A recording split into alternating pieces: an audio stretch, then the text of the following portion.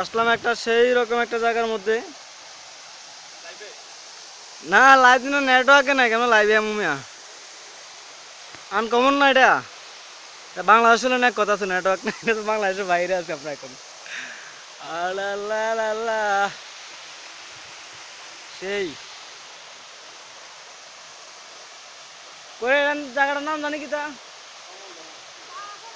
হ্যাঁ বাউসা নানি কোমল দেহ কোনটা? এটাই কোমল দেহ। হ্যাঁ